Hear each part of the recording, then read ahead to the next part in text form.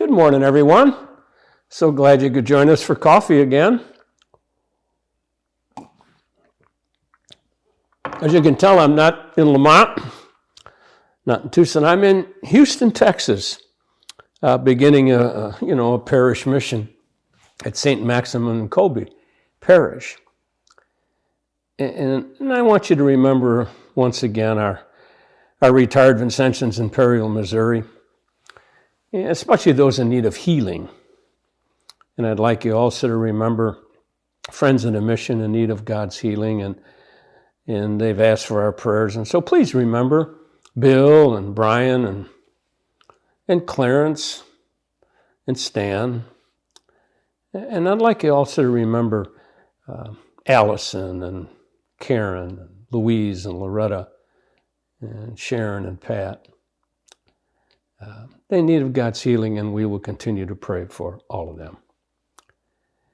As I said, I'm in a parish, and there are not a lot of churches in the country named after this saint, St. Maximin and Kolbe, and he was made a saint by St. John Paul II back in the 80s, 1982. I can't remember. I think it was 1982.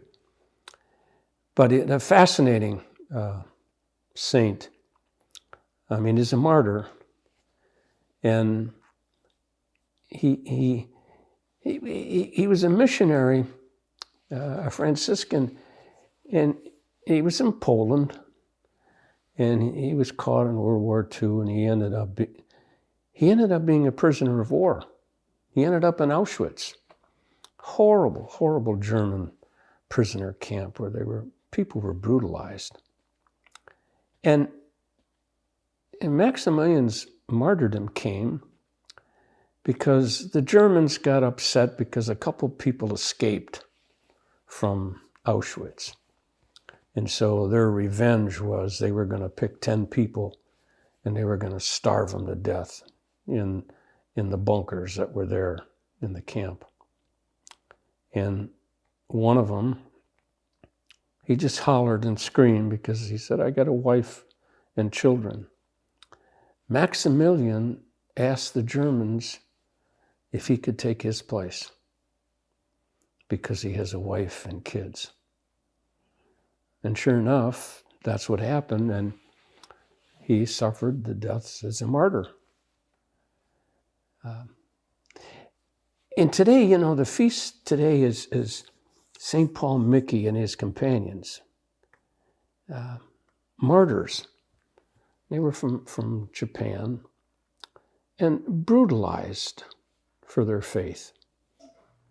And I often think, that we're so lucky. I'm so lucky. I'm not going to speak for everybody, but I'm so lucky because I've been free to believe what I want. I grew up at a time when it was just beautiful to live out your faith, and so many different people live their faith with freedom. And I think about people who had to die for their faith, which I'll never be asked to do. My faith is in a God who is so good. And I love the first reading today. We don't get to read it that often, except when I pick up the Bible and I get to the book of Genesis, which I love because it's the beginning. But today, the first reading in Mass was on the creation story from Genesis. And we all know the story well enough, but the thing that's repeated today, and it's something, every time God on a day created part of the world, whether it was just let there be light, when he finished, he always said it was good.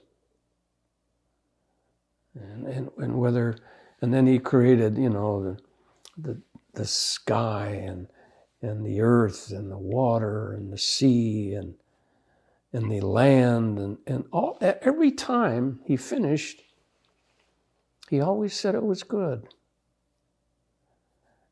And And I think about that, the beautiful creation, and how we're able to enjoy that so much. And then I think people who have died for their faith, too young not to be able to experience God's creation.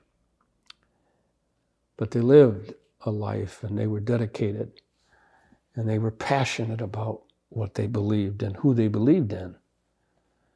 And so I always look, as I listen to the gospel today, it's just about not only the God of creation, but the God of miracles. I mean, everywhere Jesus went, he tried to sneak around, I think, at times, just to be alone and not be bothered. And bother would be the wrong word with Jesus, because he was never bothered. But they just clamored to be around him, even just to touch his cloak, because they knew he was the miracle worker. And I think how often in my faith and my celebration of faith that I just cherish the fact that I have a miracle worker in my life. The Jesus that I cherish being with in Eucharist. My faith tells me, that he's the miracle worker.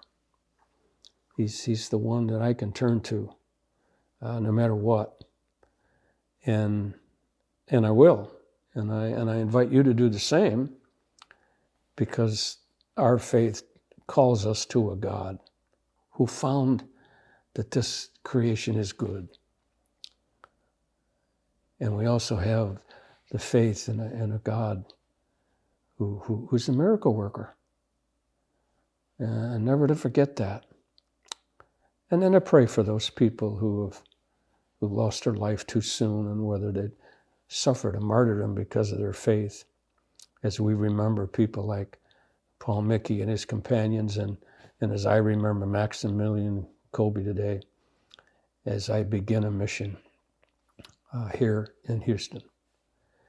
Once again, we always finish our time together by praying, asking the miracle worker to work his miracles.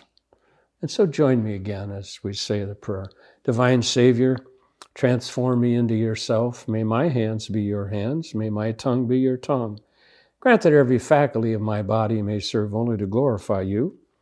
Above all, transform my soul and all its powers, that my memory, my will, and my affections may be the memory, the will, and the affections of you. I pray you to destroy in me all that is not of you. Grant that I may live but in you and by you and for you, and that I may truly say with St. Paul, I live now, not I, but Christ lives in me. God bless. Stay safe. Check us out on Wednesdays, and see you next week.